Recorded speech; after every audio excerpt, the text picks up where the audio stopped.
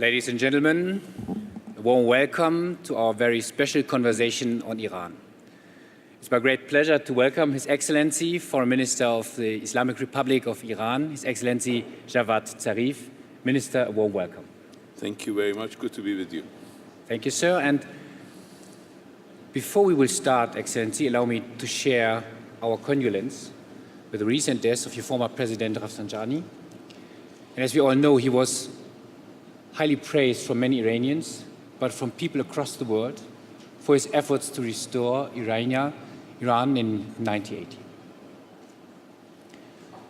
Excellency, in a few months, you will have elections in Iran.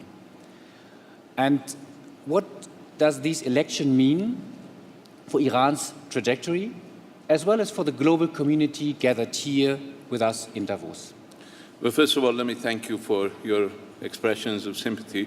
We have indeed lost a great leader, and the world has lost a great voice for reason and for rationality. And I think he will be seriously missed. As for our election, it's too early to say. The dynamics of domestic politics in Iran are rather interesting. We do not allow actual campaigning to start before April in a vain hope of preventing a long political year. But we have already started the political year last year with the parliamentary election and this year with the presidential election. We believe what is important is for the Iranian people to have the possibility of choosing their future. And I believe that would be very much important for the region and the world. Iran's policy, nevertheless, on the international scene will see a continuity regardless of the outcome of the election, and that is Iran, because of its geographic location, is interested in stability and tranquility in the region. And I believe that is an element in our policy that will continue, regardless of who is elected. Thank you, Minister. Before we move to the foreign policy questions, allow me one last domestic question. I read in some newspapers that President Rouhani has implemented an Iranian citizen rights charter. And so my question is, what does this charter mean for the political dissent inside your country facing the upcoming elections? Well, President Rouhani made a promise when he was campaigning that he will introduce as you said, a charter of citizens' rights. The Constitution of Iran has a chapter, the Chapter 3 of the Constitution of Iran deals with human rights. But he wanted to emphasize and highlight the importance of the rights of the citizenry. He presented a first draft of this within the 100 years after his inauguration. And the draft went through a lot of public discourse in Iran. And finally, it was finalized and was presented by President Rouhani last month. I think there is a genuine political debate in Iran that has taken place. It is different from the type of political debate that takes place in the West, but it represents the possibility for the populace to engage in the determination of their future. I think this charter highlights those possibilities for the general public in Iran. And I think in that, it shows a priority of this government. We believe that actually if you look at Iran and if you look at how Iran has been the subject of a lot of pressure from outside, but it has been able to stand up. For instance, sanctions. Iran has been the subject of probably the most, as former Secretary Clinton liked to call it, crippling sanctions, probably by any country against another country. But we were able to withstand that. That's because we rely on our people. So however you want to look at it, the fact that the Iranian people are very much participating in the determination of their future is an important ingredient of our stability. And that is why the government, even from the very self-interest perspective, must recognize and protect the rights of the citizenry. Of course, not everything is exactly how we want it to be, but we are moving in the right direction. And I think through cooperation and coordination and through greater understanding between various elements of the government and of the polity, we can move this agenda forward. Thank you, Minister. And as promised, now let's move to the foreign policy question. You will head together with Russia and Turkey in the next week to Astana to the Syria talks. And Syria is certainly top of mind of everyone engaged in the Middle East, North Africa area. And you have been engaged, I cannot talk about everything, but you have been engaged over the morning, and we are very grateful on this topic as well. So can you share with us what should be the optimal outcome of such a meeting heading to next week? For the past 3.5 years that I've been in office, we've always insisted that we should not try to prejudge the outcome of political negotiations before we even start political negotiations. What is important is for everybody to recognize that there is no military solution in Syria.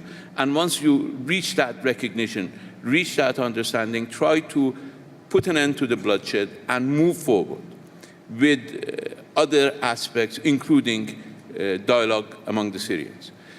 For the past 3.5 years that I have tried to pursue this, there has been attempts time and again, and each time we try to avoid this, as Stefan de Mistura said this morning, the elephant in the room, the future of President Assad, prevented us from engaging in a serious effort to resolve the problem. Whereas the future of President Assad is something that Syrian people have to determine.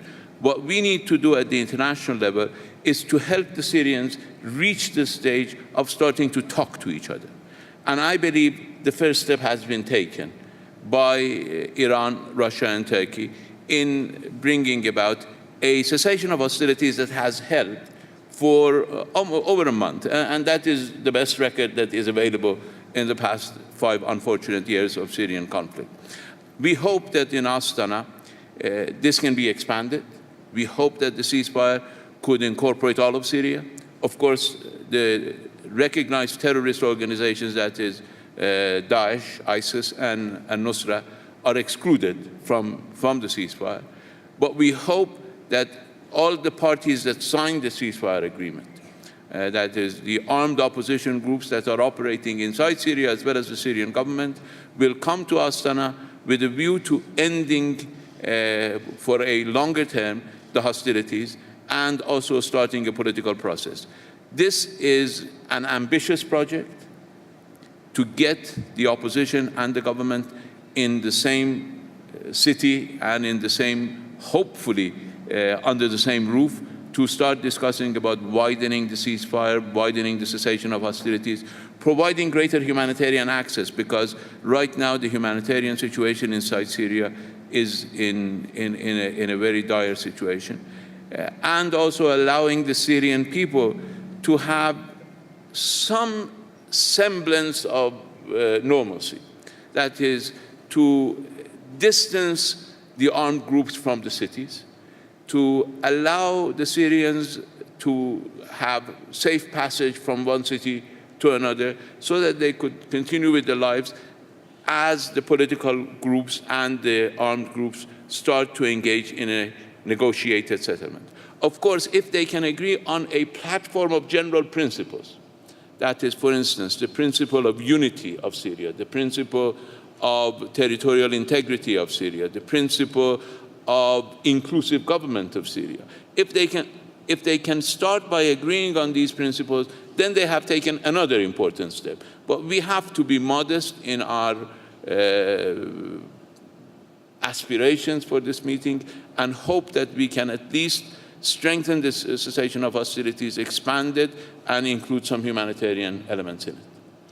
So thank you very much. Discussing again that is Russia, Turkey, and Iran, well knowing that the platform fighting against the humanitarian tragedy has been really a platform for the UN and Stefan de Mistura as a special envoy of the UN.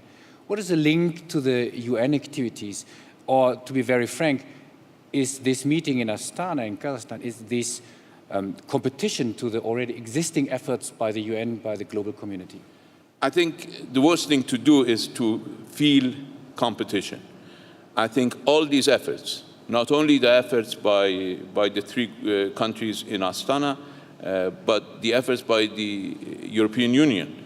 And I'm very happy to see that the European Union has decided to convene a meeting of regional countries in April in order to discuss the terms of not only political future of Syria, but also reconstruction of Syria, which is an extremely important element. I think all of this could be complementary, not competitive. Of course, the meeting in Astana is not trying to replace the work of the UN. It's an attempt to build on a modest success. Unfortunately, in the past 5-6 years, there are no success stories in Syria. This is the only very modest, I'm not trying to aggrandize it. This is a very modest success story. And we need to build on it. We need to try to generalize it to all of Syria with the exception of terrorist organizations. And everybody should help in this process so that we have a solid foundation to build future successes on this achievement. So what I'm hoping is for everybody to understand that this is not a competition, but a complementary work. So thank you very much. I think that is quite important, and everything which helps for peace and understanding, I think that could be appreciated. You mentioned one elephant in the room. I would like to avoid that we have another elephant here in the room, so I will ask you a question so we all know that we are in a very decisive week. And given the inauguration of the now elected President Trump on Friday. And so allow me to ask you a quick question. Can you tell us here one upside and one downside of the new incoming administration from your point of view in the US? Well, having watched US politics for close to 40 years now, as a student of international relations in the US and an observer from Iran, I believe that we need to wait for the administration to take office before we start passing judgments. Of course, we have very fundamental differences with the United States. We tried to resolve one issue, and that was not just with the United States, but with the United States and 5 other countries and the European Union. And that has been working, at least from our side, pretty well. And we have seen even the Obama administration not being very forthcoming from our perspective in implementing its side of the bargain. So I believe that the jury is still, the jury has not even yet convened. So we will have to wait and see what President-elect Trump, once inaugurated, will try to pursue as his policies. So I'll reserve my judgment as on the positive and the negative side. From the perspective of the Iranian people, the policies of the United States have never been positive. So from a chief diplomat of a country, so we certainly accept that very diplomatic answer.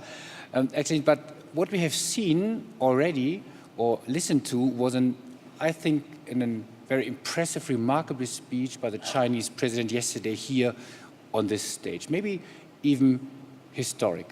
And without talking about of the detailed content, my question is, well knowing that you have recently signed an agreement on the military security issues together with China, with other countries as well, India, your engagement in Syria with Turkey and Russia, do you see a shift in the question of global alliance and global geopolitical approaches by your country outreaching in the region as well as globally? I think the nature of the global environment has changed. The transitional phase in international politics has brought new realities to the forefront. The most important one is that states no longer monopolize the global scene. Not only private corporations, who are very well represented here, have a great impact on the world scene, but even non-state actors. Look at the impact of Al-Qaeda, ISIS, Al-Nusra, other non-state actors, even in the security field. So we're living in an entirely different global environment, where patterns of alliance as they existed in the past no longer apply. You cannot have success at the expense of failure of others. And the recognition of this fact is very important for everybody. We cannot have security where others are insecure. And that is why we believe that our foreign policy has to be multidimensional and not a single-dimensional. China and Russia and India remain our important partners. They have been with us during our difficult times. But we are interested in expanding our relations with the EU. We're interested in expanding our traditionally good relations with the rest of Asia, with Japan, with Korea. And we're open to economic relations even with the United States. So while we have our political differences with the United States, we're not close to economic relations, as the deal that we signed with Boeing indicates. Two very major deals that Iran signed recently, one with Airbus and one with Boeing, indicates that in our approach to global community, we have an open mind. And that is how we want to move forward. Again, with China, we have a multifaceted relationship. China is our biggest trading partner. We have had good security understanding. We understand that extremism and terrorism are a major threat to all of us, and they cannot be contained by any one individual country alone. All of us need to work together, and I think what has brought Iran, Turkey, and Russia together in finding an end to the catastrophe in Syria is the recognition of the fact that terrorist, extremist, violence, and security recognize no borders. And we need to work together, and that is the cornerstone of our policy. So the issue in global cooperation, that is the spirit exactly of the World Economic Forum, to offer a platform, particularly in the geopolitical area, to come together. And it's almost my last question, Excellency. Last year we have been, here at the same place, and there was some recent discussion with the Kingdom of Saudi Arabia. And my question is, bringing this all together, what we just discussed, the outreach, the global responsibility, the partnership with other countries in the region and beyond, as well as the Syria topic we just touched on. My question is, will particularly this change maybe your relationship to the Kingdom of Saudi Arabia? Well, I do not see any reason Iran and Saudi Arabia should have hostile policies towards each other. We can, in fact, cooperate for future stability of our region. We can, in fact, work together in order to put an end to the miserable condition of the people in Syria, in Yemen, in Bahrain, elsewhere in the region. Iran and Saudi Arabia were able to actually stop impeding the process of the presidential election in Lebanon. We have a success story, and neither Iran nor Saudi Arabia lost in this process. So we do not need to have zero-sum games. Actually, zero-sum games no longer exist. We all either have positive-sum games or negative-sum games.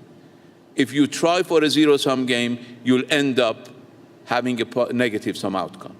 We now have, look at what happened with the oil prices. Everybody was hurt. And now Iran and Saudi Arabia were able, one way or the other, to accommodate each other and to stabilize the markets.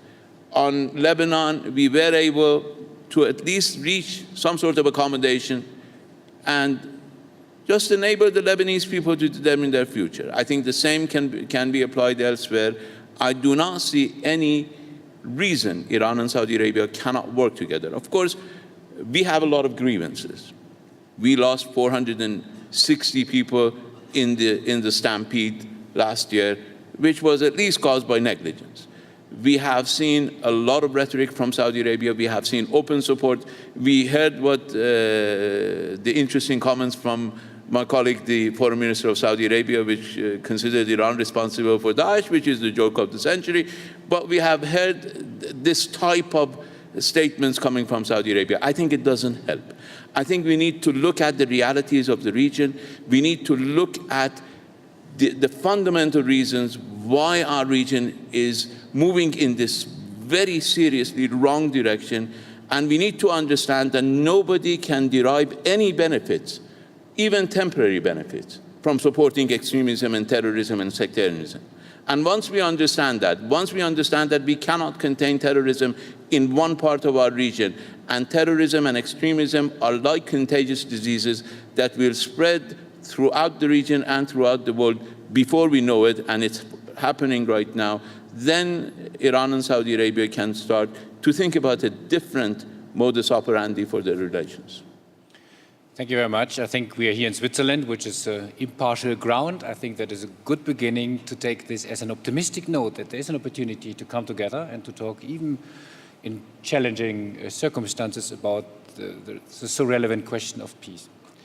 Excellency, what I mentioned, so it's already my last question, because what you may not know, His Excellency walked an extra mile, literally, to come here to our meeting, because he's heading to a very important other meeting in Malaysia, if I can mention this, and maybe we can share what the purpose of the meeting is, and before we can say that and conclude this today's session. Well, the unfortunate situation is that in Myanmar, we have the plight of the Rohingya Muslims who need greater international attention. They're in dire shape, and basically nobody is paying enough attention to the fact that this group of people are suffering.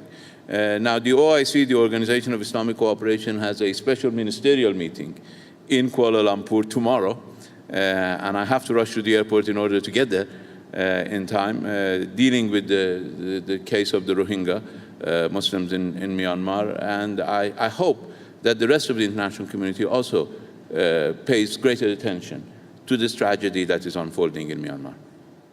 Excellency, thank you very much. So we can see it's all around the big question of peace and understanding. So you are on your way. Again, thank you very much for being here today to make it happen. Thank you very much for the insights or knowledge, even if it was very fast and quick in a short time. And wish you a great trip and particularly great success. Thank you. Thank you for your attention.